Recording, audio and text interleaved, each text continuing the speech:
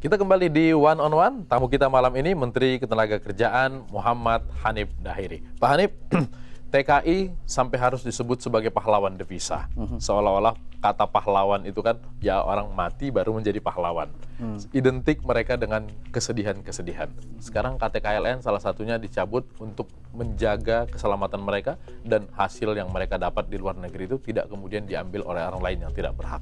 Hal lainnya apa untuk Bukan, sebenarnya gini, saya perlu klarifikasi dulu soal KTKLN ini lebih pada soal ini kan punglinya banyak terkait dengan soal itu. Jadi kartu ini dipakai sebagai instrumen untuk melakukan berbagai macam pungutan liar, baik itu di bandara, terus kemudian di perbatasan, di berbagai tempat di mana TKI ini sudah siap untuk take off ke luar negeri. Nah ini sering terjadi kan.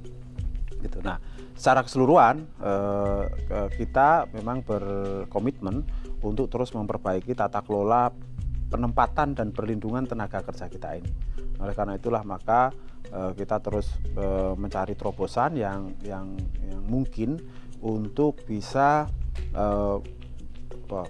mengurai benang kusut dari tata kelola tenaga kerja kita selama ini, dari mulai proses orang keluar rumah sampai kemudian orang balik lagi ke rumah. Nah ini yang sekarang ini kita coba lihat.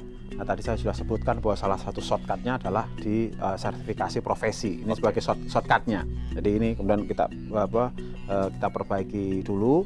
Jadi bagaimana nantinya agar proses sertifikasi itu benar-benar bisa memastikan kualitas dari TKI kita ini benar-benar baik. Anda gini, saya mau kasih bayangan teman-teman kenapa ini complicated begitu. Jadi di dalam proses rekrutmen itu juga banyak masalah, ya kan? Karena ada penggunaan sponsor, ya kan? Jadi orang ibaratnya dikasih uang dulu, ya kan? Nah karena dikasih uang dulu sehingga perusahaan yang menerima orang itu, ya kan, dia kemudian sudah menanggung beban juga, ketika terjadi apa-apa dengan si calon. Jadi misalnya gini, katakanlah ada TKI, ada calon tenaga kerja yang dia diambil dari sebuah kampung, dia didatangi katakanlah 10 jam lah. Kalau dia 10 jam diparanin motor oleh rekrutmen, jadi orang yang PRC TKI namanya, jadi petugas yang melakukan, yang orang yang merekrut tuh, kalau 10 jam. Nyampe di sana, dia kan pasti bicara sama keluarganya. Katakanlah kalau dia seorang ibu rumah tangga, dia berbicara sama suaminya, tawarin pekerjaan. Nah, dia harus bawa keluar itu perempuan dari rumahnya kan. Nah, dia nggak akan mungkin bisa bawa keluar dari rumahnya mendapatkan izin dari suaminya atau keluarganya yang lain misalnya. Itu kalau dia tidak ada sesuatu kan. Makanya di situ kemudian ada istilahnya semacam uang semacam uang jaminan. Kalau di NTT namanya uang siripinang itu. Nah itu yang dikasih ke situ, katalah nilainya macam-macam. Mungkin bisa juga disebut uang mahar barangkali ya. 3 juta atau 5 juta ini diambil nih. Nah lalu diambil yang perjalanan tadi naik motor misalnya 10 jam untuk ke ibu kota kabupaten dari kampungnya. Saya datang, nyampe di kota, terus kemudian langsung dibawa ke PT, ya kan? Dikasih ke PT. Uang 5 juta udah keluar. Nah dari PT ini terus kemudian dia harus di medical check up oleh PT. Di medical check. Begitu misalnya medical check up-nya ternyata dia tidak memenuhi syarat. Apa yang akan terjadi? Sementara udah habis uang. Uang sudah ditaruh di sana. Juga membayangkan perjalanannya kayak gitu, mau mulangin dia begitu, waduh. Nah, makanya akhirnya pada nggak mau rugi gitu loh. Diakali lagi supaya kemudian akhirnya mending keluar uang tambahan. Ya kalilah kemudian medical check up-nya. Makanya kemudian ada TKI misalnya yang dinyatakan fit to work, ya kan, jadi dia fit untuk bekerja, ternyata hamil, begitu nyampe di negara penempatan pulang, ya kan, dinyatakan sehat, begitu nyampe di sana ternyata sakit. Nah, itu ujung-ujungnya dari sana, dari ini tadi, terus itu berkelindan semua, termasuk nanti akhirnya pelatihan, terus kemudian tadi medical check up, pelatihan, psikologis segala macam itu akhirnya banyak menjadi korban dari komplikasi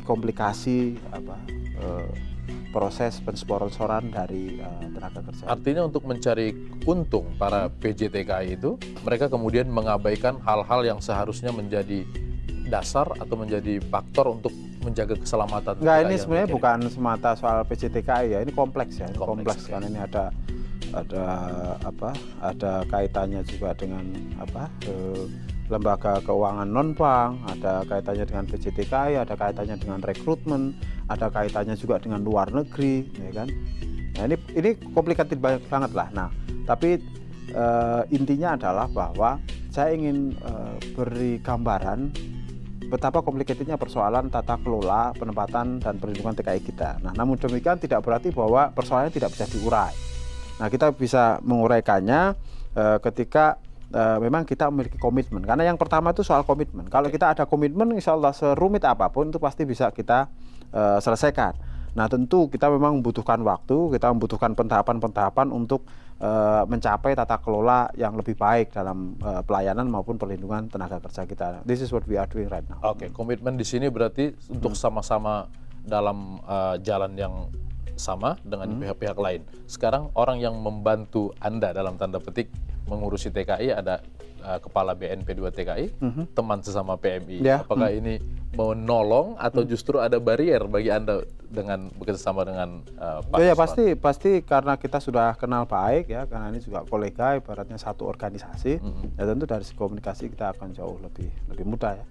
Nah, ya mudah-mudahan dari modal sosial dari relasi kami berdua, saya dengan Pak Nusron Wahid yang ada menjadi Kepala BNP 2 TKI itu, proses-proses reformasi, bahkan kalau perlu revolusi tata kelola penempatan dan perlindungan TKI itu benar-benar bisa dilakukan. Nah, karena di situ memang baik dari Kementerian Ketenagakerjaan maupun BNP 2 TKI memang harus bersama-sama melakukan itu. Oke, Pak Hanif, kita istirahat dulu. Nanti di segmen berikutnya, selain TKI, tentu masalah ketenagakerjaan kita adalah masalah buruh. Nanti akan kita bahas setelah istirahat yang berikut. Kita akan kembali lagi di One on One usai jeda yang satu ini.